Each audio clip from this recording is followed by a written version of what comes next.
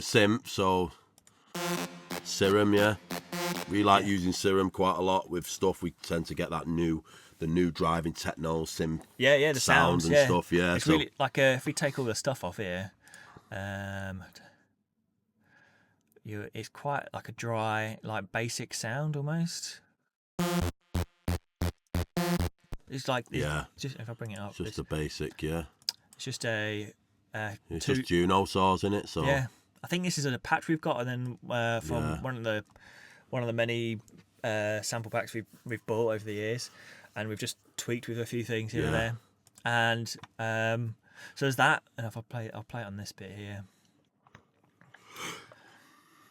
Let's zoom in. And then we've just got an EQ. That just takes that dullness almost filtered, and with the EQ, just makes it sharp.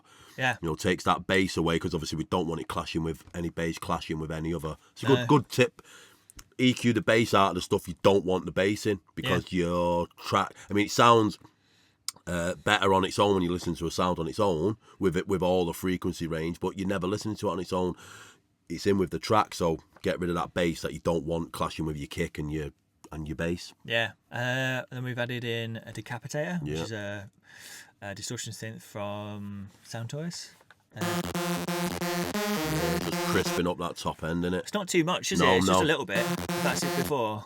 It's just tiny little bit, but we tend to use a lot of effects subtly. Anyway, like I say, the starting off sound will be decent, but really good, pretty much 80-90% there, and then you tweak it. Yeah, kind of just what it needs, isn't it? Yeah, rather than try to find something that's 40% there and try to tweak the extra 60% out of it. You're not going to do it. Yeah, we won't stick it on everything. Like we'll just if it needs, like we think it needs a bit of extra stuff to cut through, then sometimes a distortion plugin is the way to go instead of EQ. And then we've stuck on another EQ using that dynamic thing. Just giving that little twang at the top, isn't it? And cut out some of the.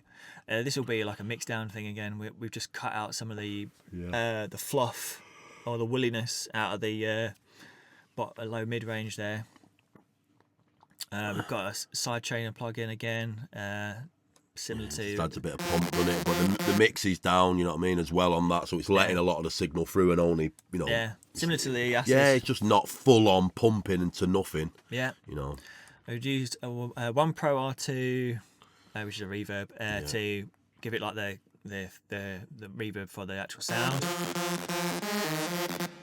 And we've just played around with this. We've not used a preset for this. Just played around until we've got something we like. Stuck on another wider plug-in. And then we've used another Pro R2. This is for automation. Again, in the breakdown like we did before. If I can zoom back here real quick. Yeah, we just find that like that Pro R2 we've used just to sit the sound, nice reverb, to sit it in the track, rather than try and mess about and automate that for the effect to wash it out. Excuse me.